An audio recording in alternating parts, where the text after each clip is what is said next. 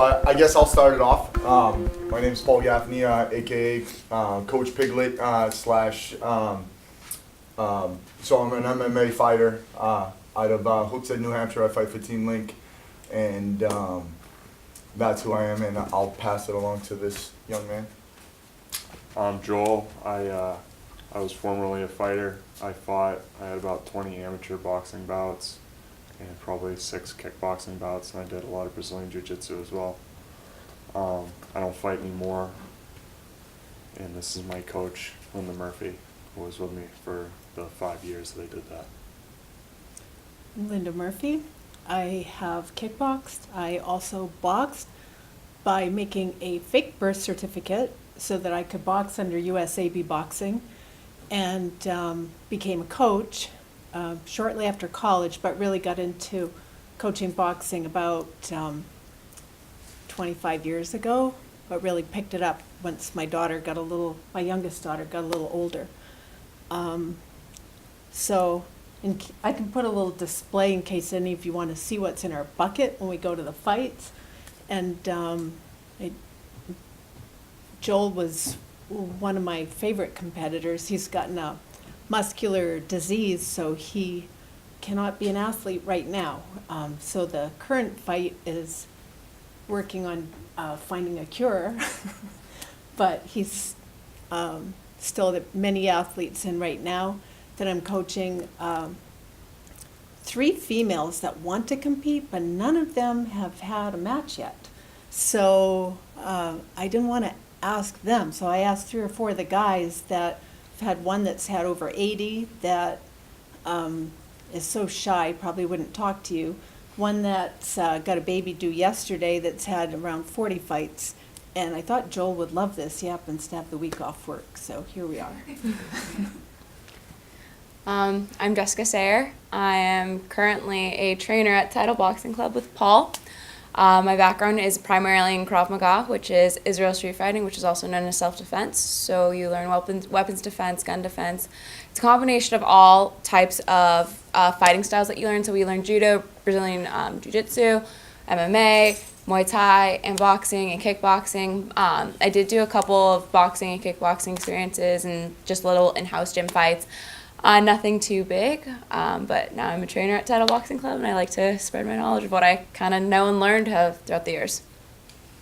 I'm Gabby Proxa. I'm 16. I train at the Grand State Judo in Manchester. I've been doing judo since I was 3 years old, and I've competed all over the world, and I'm hopefully on my way to the Olympics someday. Thank you, guys. Thank you. So, does anybody have any questions for the panelists? Is this movie incidental, or does it have a special meaning for the Title Boxing Club at all? Jess, do you want to answer that? I think this movie spreads a lot of awareness of what kind of women deal with in the boxing world. Like, a lot of people, especially with me, when I tell them I fought, a lot of guys look at me like I'm crazy, and a lot of girls literally become afraid of me. So it's really hard to find that social aspect, but once you find that happy medium, which I think we find a lot in Title, everyone's out there and everyone kind of does what you do, and you find a passion for it, and you kind of just gain friends and family. And yes, it did have a meaning to me when I was watching it, just because I kind of can relate, but it kind of just happened that we were here. Awesome. And I also think Linda's very well known in the community. Do you want to answer that too as well? How the movie relates to Title, or? Well, no. Did you say to Title or to just boxing in general? To Title. Okay. Yeah, Okay. it's to Title. So as a woman coach, did you come up against a lot of people being very skeptical of you? And as a person that trained with her, how did you have to face people saying, you have a woman coaching you? Well, I knew I was really good at what I do. I knew it. My favorite thing in college was the study of human movement. I did a lot of sports. I also studied ballet and modern and have kind of this weird background besides the fighting arts. But I could just see the angles and see what needed to be done to to the bodies and also in the match. And I knew I was good at it. But in the beginning, when people would call, I would never tell them that they would have a woman teacher. And I did this for a long, long time. They would come in and they'd think they're going to be going into a class with a guy, and then it would be me. And once they started to learn, they knew I knew my stuff, because essentially what they wanted to do, most of them, was get good at boxing. Especially, I work best with people that want to compete, not so much with people that are doing it for like aerobics exercise. And so I did kind of not tell people I was female, and that's how I went about it. Nowadays, one year, my silver mittens team, which is 17 and under, won the New Englands. And one of the guys, who was a 17-year-old, he said, "Those coaches look really weird." And that really struck me, because I thought, I'm the one that's weird. I'm female. I look like a school teacher out there. And he thought, I thought they were going to look like you. So I thought that was kind of funny. It's like how times have really changed. You had something for me. I would say, I mean, I didn't think anything of it. I was pretty open. You know, what's the difference? And I know as a coach, I mean, like she was saying, when seeing how people are different, I remember noticing when we went to fights how coaches and how the fighters, and you would listen to them talk to the other fighters in the corner, and it was so much different. We were so relaxed. I remember it would just be me and her at a lot of fights. And I remember being all alone, like being down and low. It's just me and her, nobody else. And I remember, you know, you always hear people in the corners and they treat it like it's a Rocky movie or something, the way they talk, they get all hyped up. And I would just get back at the end of the round and it'd be like, you need to do this, you need to do this, you need to move your head this way, you need to sit down in your legs, you need to be faster, I want you to throw these punches. There was no nonsense, there was none of that emotional stuff. It was just real. And you could see the difference before the fight, after the fight. And I miss it a lot. I wish I could go back to it.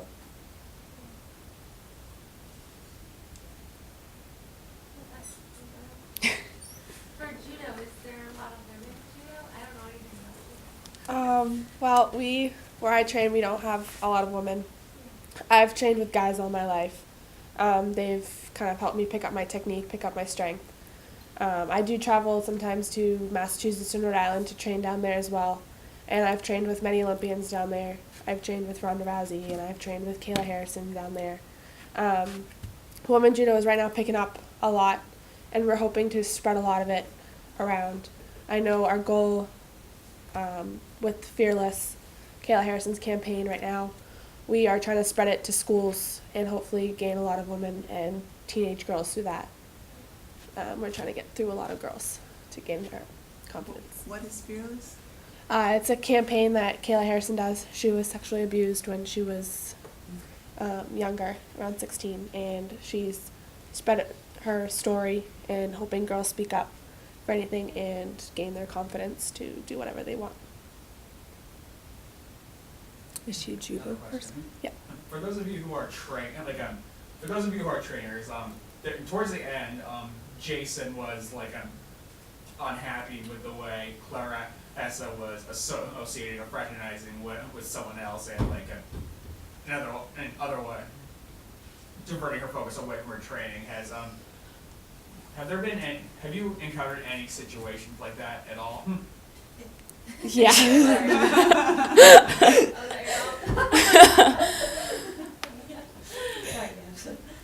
There are multiple times where, Kieran Fitzgerald, who was the original person who did train me, we had, boxers, kickboxers, Brazilian Jiu-Jitsus, CrossFit, and this was a huge facility down in Dublin, California.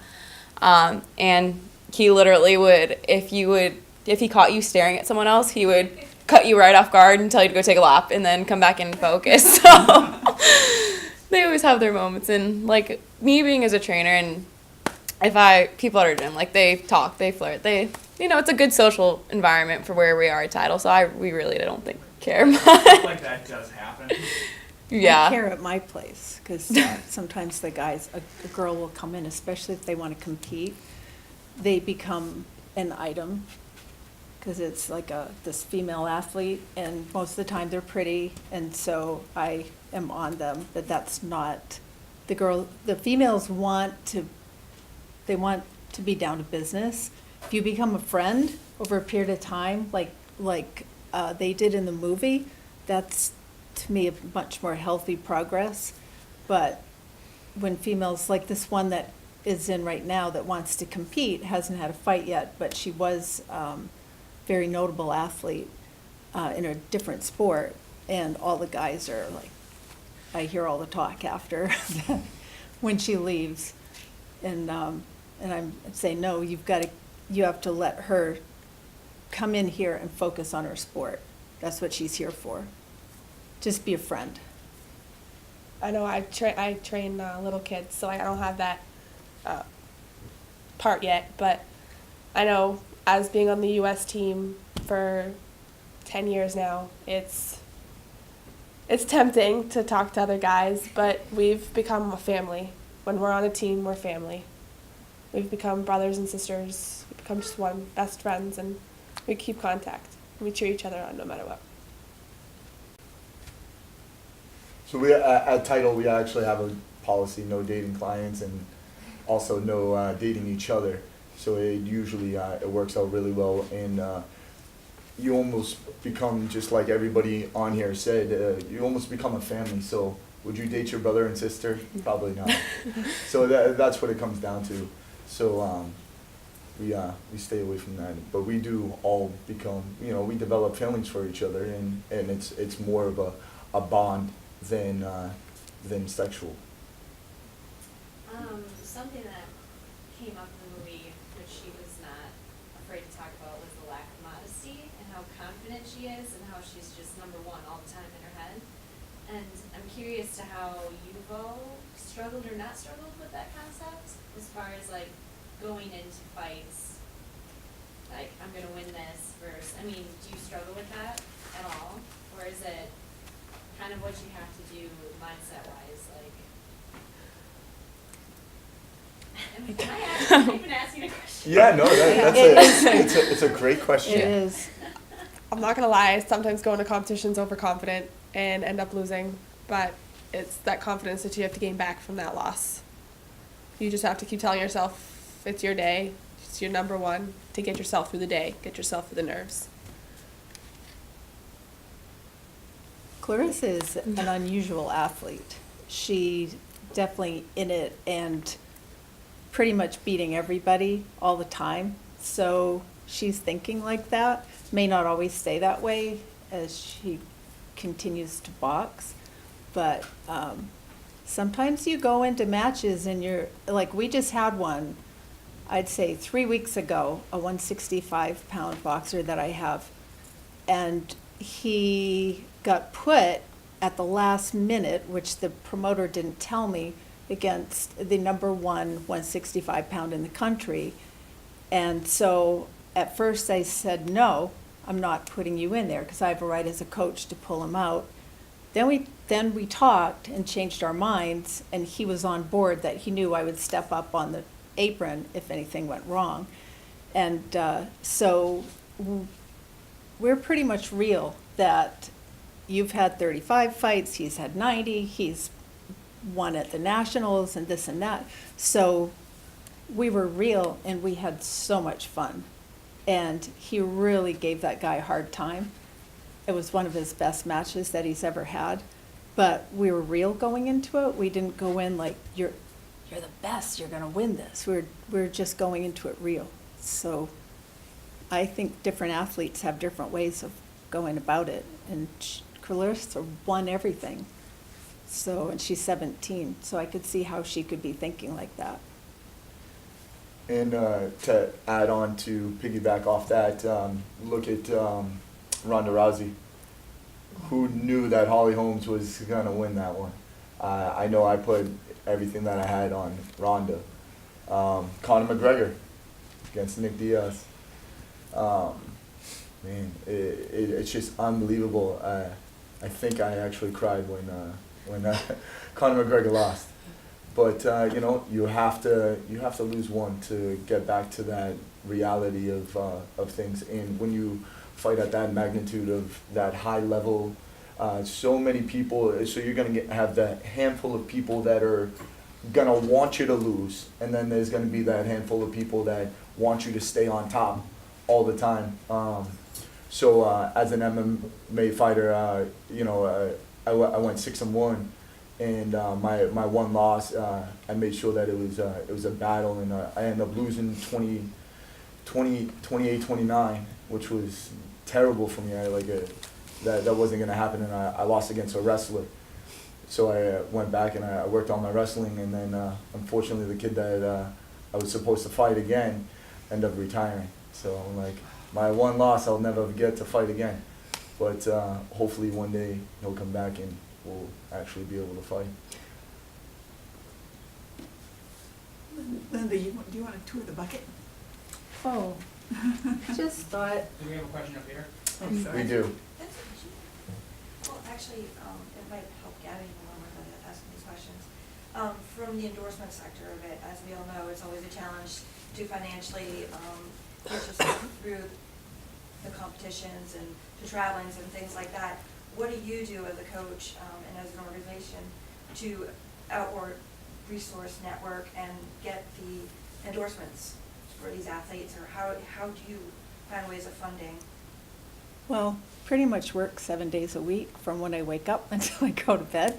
Put in my own workout time and my family time, but just because I live what I do, I run a boxing gym, I don't have a separate job that's a steady income. Many athletes work a regular job and they do their sport. I think that's what probably 95% of them do. So That's to the get life. to these competitive levels and competitions, it obviously takes funds to be able to get to that. How do your athletes get themselves to those positions? They use their money, I use my money. That's how we do it. And that's, in this country, Olympic sports. Oh, absolutely. So I always went around. So I have a manager, and my manager goes around and kind of promotes me as a fighter. And normally if you walk around either with their brand on or whatever the case might be, and every time that you got a picture taking with that brand or whatever, you got a proportion of that. Normally, I think I always charged way too cheap, but I was always just like, throw it anywhere. It doesn't matter where it was, because the sponsors is what was making me money, not per fight. Per fight, I made nothing, but the sponsors is what made me money. And finding somebody that you trust, that will take a big percentage of your sponsorship money and go down that route.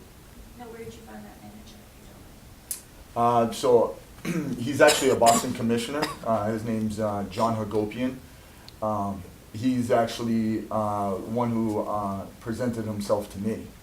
And we sat down, we wrote up a contract that I thought that was reasonable of his commission plus my fight. So, roughly, I'll give you a ballpark percentage. He gets 10% of anything that I make per fight.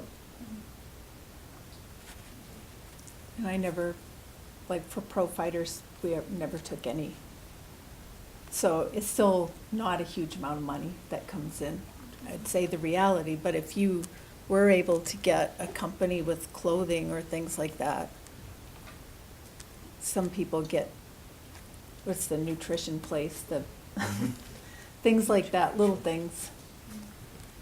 Yeah, I mean, nutrition companies, not so much GNC because they're exactly, but local companies would love to do it. Gosh, I remember my first fight. went down to Max Muscle in Manchester, and I was so stoked. They wrote me out like a $200 check. I was like, wow, this is fantastic. Yeah, but and it was only to wear a T-shirt with their brand on. It was really nice, and the more and more, and it sounds like your daughter's at that high level. You could ask for a lot more. I did have one more question. You mentioned that you were the coach to your daughter. Is that correct, or did I misinterpret that? Me? Linda? Yeah, Linda. I do coach my daughters, but they don't, one box, but they do other, Do they compete with? well, she with the did. coach? But she's now 28 with 3 children, and my other daughter got her degree in nutrition, and they both work in the business, and we actually have circus arts. They do crazy stuff too, but not boxing. They climb up high and twirl down. Now, when you were the coach, did you find that you ran into the same situations such as Clarissa did in the movie as far as a home environment versus a coaching environment? Oh, no,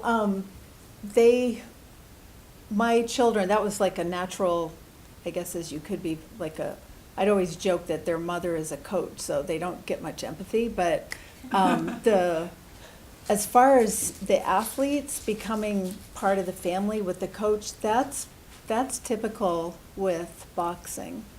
Yeah, I think it's typical of quality of sports in itself, but I was just curious that when you got home, were you able to separate that two entity with them and kind of? I feel like Did we you just struggle live it all day long. Oh, I just had a question for Gabby. Do you have opportunities to do this in college, or is it something you have to do on your own? Fortunately, I'd have to do it on my own. There is no college clubs out there, really. There's one in California, and there's one out in Florida. But those are right now a little too far away. Yeah, But I'd have to train on my own, and I'd have to find a place to train.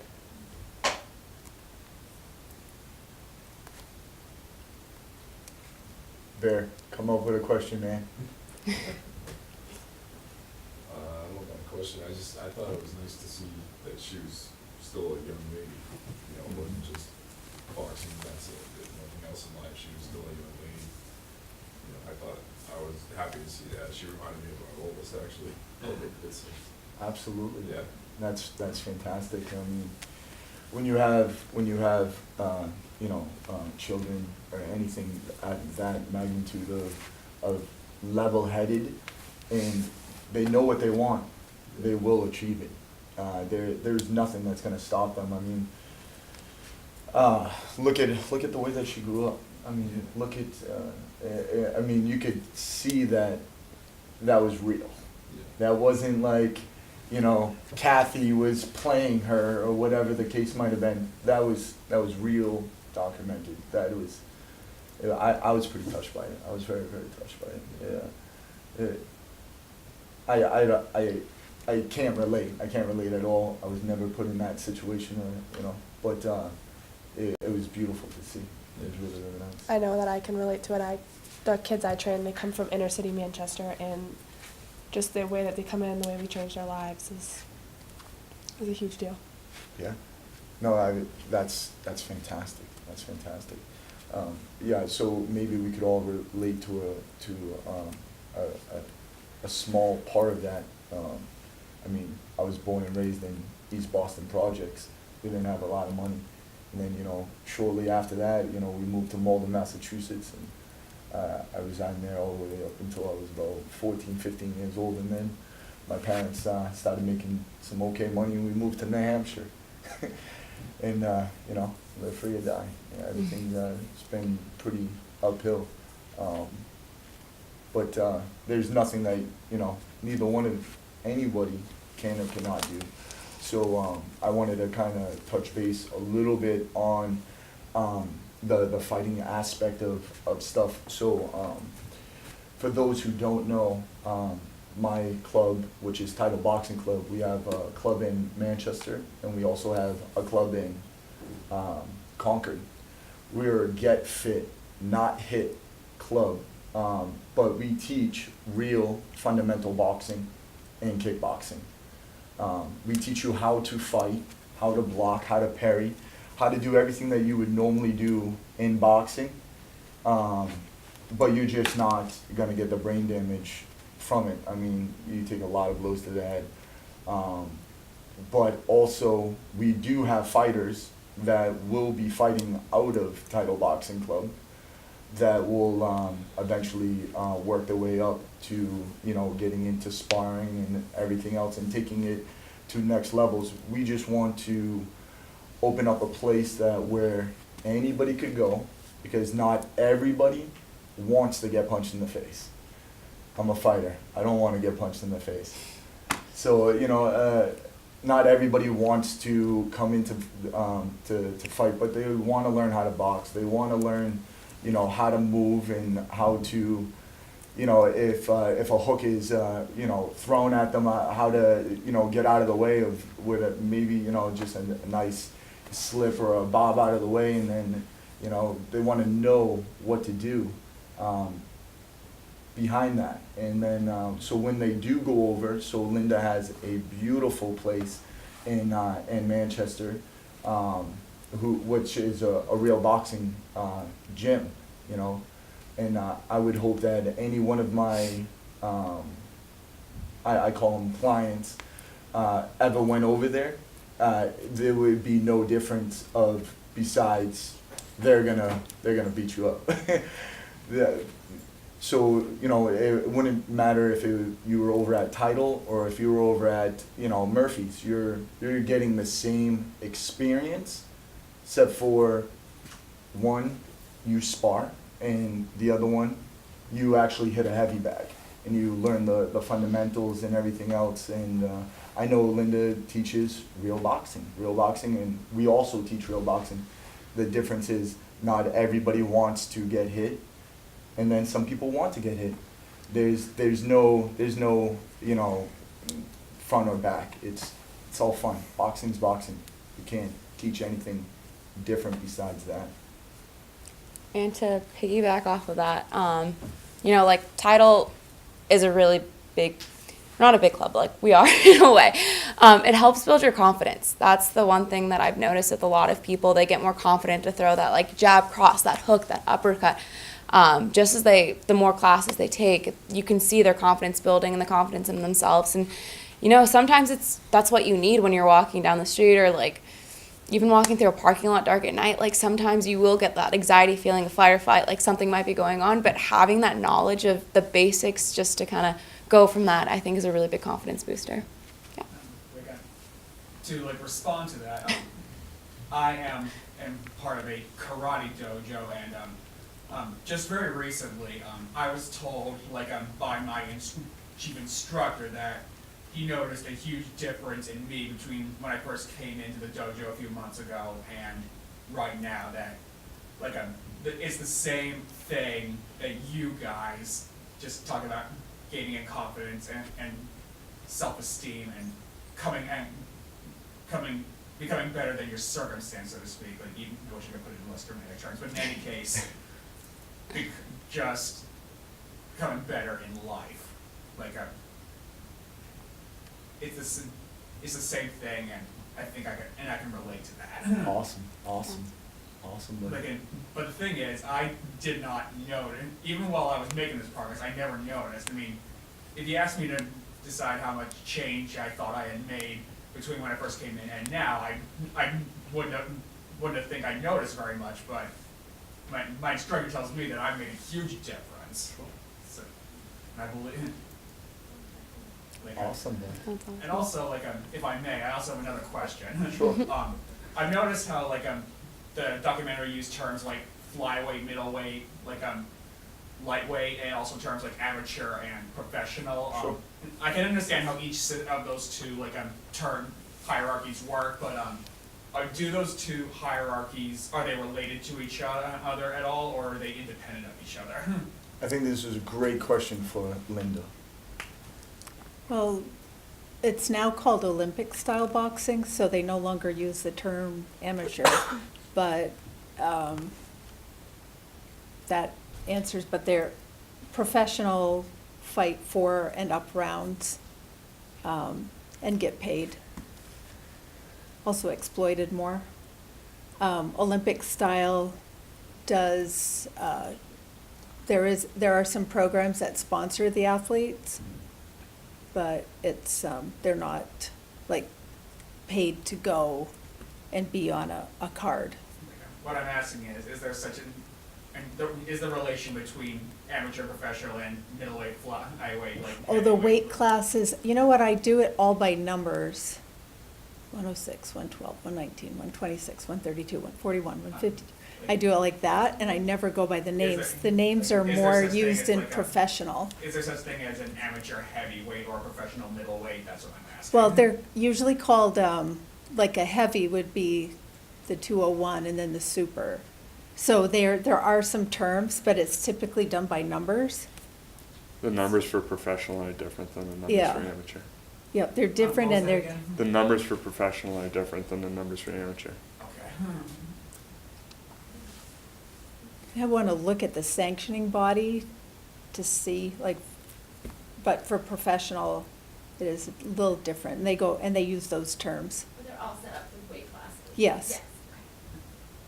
So like professionals associated with heavyweight and so on, is that what you're saying?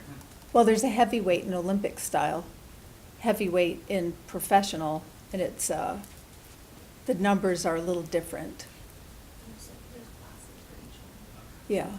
Same with judo, like, and wrestling, same, there's weight classes. So my experience with MMA, and I also wrestled in high school. In high school I wrestled at 171. You had to weigh in at 171. You fought at 171. In MMA I fight at 170, but I walk around like 205.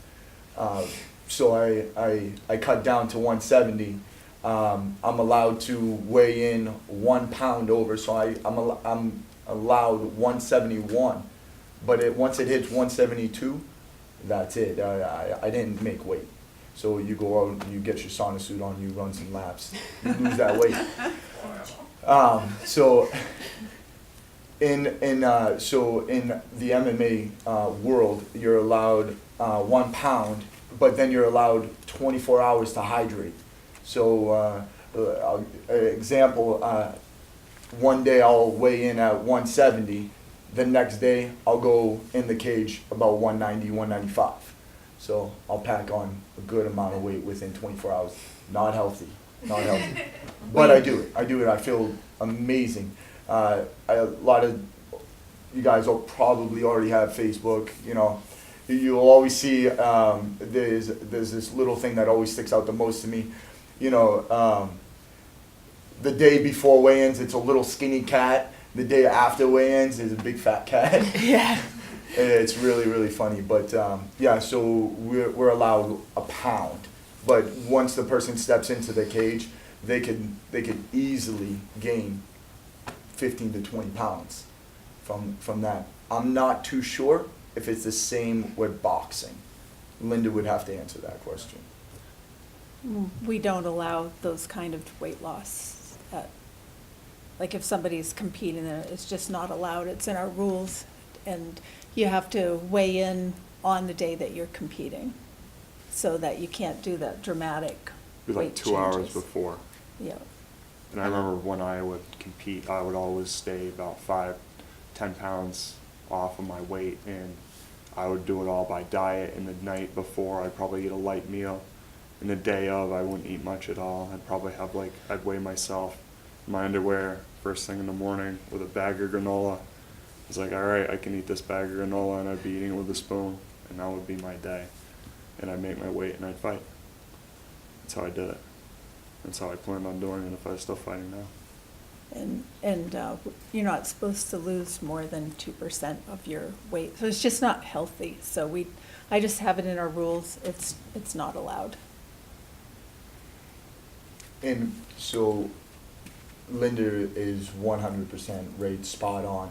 But in the MMA community, MMA and boxing, completely different worlds, even though MMA is mixed martial arts, which is wrestling, boxing, jiu-jitsu. It's mixed martial arts. you know, we do a lot of things unhealthy of cutting down our, you know, calories and almost eating ballpark between 400 to 500 calories, you know, a day. You know, you really, really cut back, and it's definitely not the right way to go. It's not, but that's what fighters put themselves through. To be the best, you have to sacrifice. Do we get the tour of the bag? Did you want, I mean, it's just, I wasn't sure about this venue, so I just thought I'd show something that people typically get if they win. The bag just has we wear a jacket that has our, like, scissors in it and things like that if the tape is not right or something needs to be taken care of. Mitts to warm up. And I don't know if they showed any of that in the movie. We have a book which records all of my information and every boxer's information, so people can't lie.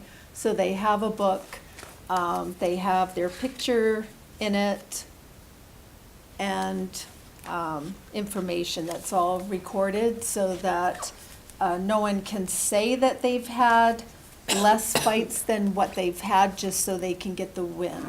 So everything is recorded that way. A headgear which is still allowed, but not under AIBA. They talked about AIBA in the movie. That's the world or the international, and they have taken away use of headgear at this time. So that's interesting. I wrote a letter that I wanted to continue the headgear, but as long as it's wide open so that you can see really well. But some of the boxers are getting cut and so on, which is more of a inconvenience than anything. Gauze, and you might have seen that in the movie, we're allowed a certain amount of gauze on the hands and then tape for wrapping. And scissors to cut it off. And if you are not properly shaven and you're a guy, then they're gonna give you a razor to go shave your face. Have to have a clean shaven face. So I have this in my bucket. Gloves, of course, for in case there's bleeding, so that I'm not getting any blood all over me, my hands. Vaseline for the face, and we usually have fun, so I have little things like I have a handball in there and juggling balls, and we usually, when we're back waiting to go on, that's an interesting time, so that's what's in the bucket. And I didn't know if anybody had ever seen when I came to this, if it was gonna be people that maybe had never seen what a coach carries into a boxing match, so I thought, oh, I'll bring this along just in case. So it's kind of small, that's what it is, yes. No more helmets anymore? Under AIBA, which is the international sanctioning, so the face, the guard is gone. So they're kind of going back to the old style? Yeah, for some reason, they're doing away. So if you get hit in the head, and especially if you're not properly hydrated, then your brain will bounce inside your skull. So whether you have a helmet on or not, that can happen. So they want to make sure people can see well. Was somebody I think was concerned about that. So I like the helmet personally. I think there's a little extra padding. And we do at my gym, pretty much everybody spars, but very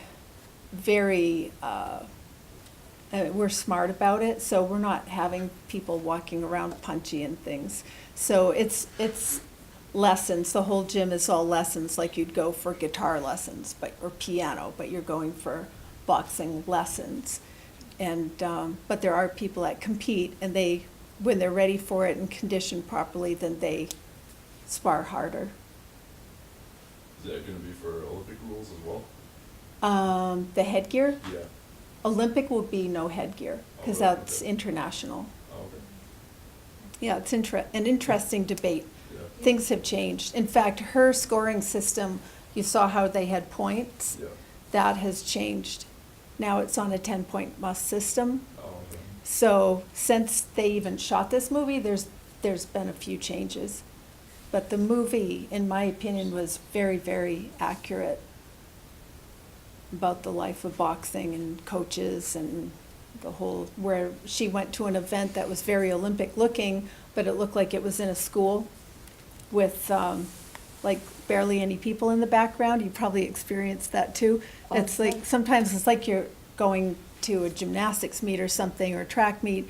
It's maybe hardly any people. Then the next time, you could be at a place with a bunch of businessmen in suits and a huge chandelier over the ring, and maybe they're placing bets or something. I mean, a couple of the last ones, I don't know what they're doing, but it's like a men's club. So it's just all over the place in boxing. So to kind of talk a little bit about the fighter's card, the reason why we have the fighter's card is so it tells you who you are, because in MMA, boxing, jiu-jitsu, Krav Maga, like it's called sandbagging. Everybody wants to have one up on their opponent, so it's very, very frowned upon if you're sandbagging.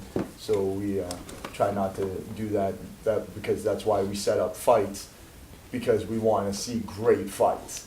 We don't want to see people just get knocked out. We want to see great fights that, if someone gets knocked out, it's because they made a mistake. Then you learn from your mistake and you come back faster, bigger, and stronger. We want great fights. We don't want fights that run through people. And then the Vaseline in MMA, Linda could touch up on about boxing, but you're only allowed the Lone Ranger mask, which is the bridge of the nose and underneath the eyes. That's it. Nothing else. Is that the same thing, Linda, for boxing? The Lone Ranger mask for the Vaseline? Yeah, usually just like. Just the cheek and the Yeah. forehead. Okay. And the reason why we're using Vaseline is if you have a small amount of Vaseline, the gloves will catch on your skin. You will get cut open, and potentially the fight will get called because you have an open cut that you can't close up. Same thing with if you're at a local gym, club, and you are sparring, just grab some Vaseline, throw it on your face, because you end up with a cut. It stinks for everybody. I've had probably a half a dozen stitches because I'm like, nah, I don't need headgear. I don't need Vaseline. I'm good. I'm tough. There's tough, and then there's stupid. You got it. She answered it like we were like in sync. It was perfect. Anybody else have any more questions? One final question. Do you do any of you make careers out of fighting, or do you have lives outside of that as well? This is for all of you. I'll take the first shot at that. So right when I first started fighting, I was gonna be in the UFC. I'm already. Hopefully in the very, very near future, you guys will be able to see me on Bellator. But long story short, I want to say, and maybe Linda will agree with this, there's fighters that could fight that can't pay, and then your gym suffers, and then there's people that could pay that can't fight. It's a very, very strong, hard motto, but as a coach, you got to get people to pay. If they're great fighters or if they're not great fighters, everybody's got to pay their portions, and that's where a lot of my proportion of my fights go to my gym. So that pays my tuition. So every time that I win, I get more money. That potentially goes to my gym, and that pays for my membership. But if I wasn't getting paid what I got paid for my fights, it would be coming out of my pocket. So that's how it goes. You gotta pay for what you get. Quality. You gotta pay for it. I would say, I mean, if things were different and my body still worked right, that was what I went. School was always a backup. That wasn't my main dream. My dream was to fight.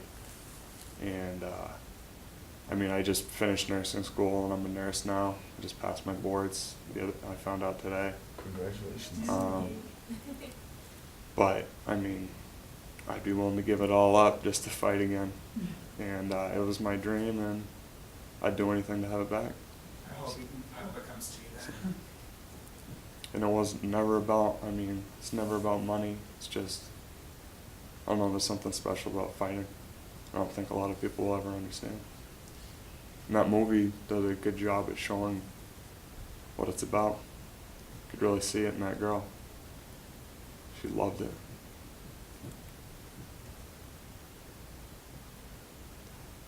I thought it was kind of fun how the coach was looking and he said, and it's a girl. And then the guy, and it's my daughter that's got the fight. And then I'm from a big family, and myself, and then my niece kind of got the fight gene. And it's like a genetic thing, I don't know, but it's kind of funny how it could fall. Like my brother loves racing bikes and things like skiing. He's very physical, but doesn't seem to have that. He's got great fight. hips. Oh, he's really strong, but doesn't have the fight gene where you just want to get in there and like she did. I thought that those comments were interesting. Well, with me, kind of already turned it into not really a career, but I started off fighting with Krav Maga, and you don't really fight with Krav Maga like a boxing ring because it just ended up bloody and bad. There's no rules. Krav Maga, which is a really big thing, it's street fighting. It's anything you want to do. But I kind of wanted to spread my knowledge, so I do teach like seminars with self-defense, and then I do teach a title. Sometimes when I do like a PT, they want to learn a little bit of self-defense, so I'll train them a little bit, teach them the basics, why we throw a jab, why we throw a cross, how to get out of certain situations. So I'm kind of just spreading my knowledge, but my parents, they're both very, very lovey, no fighting, hate that I fight. They still tell me to this day when I leave to go to work, like, why are you spreading, like, wanting to fight? I was like, it's what I do. Like, I fell in love with it, like, the moment I stepped into the gym the first time. But for actually, like, competing into a fight, I want to do it. I've talked to Brendan about it, who's another trainer. But my parents are 100% against it, and they're very terrified for that. But other than that, we'll see where life takes me. I know being a high school student, I can't make it into a career in judo. You can't really make it into a professional career unless you go into MMA or anything. But I remember back in 2012, after I won Junior Worlds in France, they asked me, leave your family behind, leave school behind, and start traveling for the Olympics for 2016. And only being 13 at the time, I turned it down and said, I'm going to stay with my family and go to school. And hopefully that opportunity comes up again someday. But we'll see. Training for 2020 is going to be a joyride. Anybody else have any questions? Hey guys, God bless you guys. Thank you guys so much for coming out.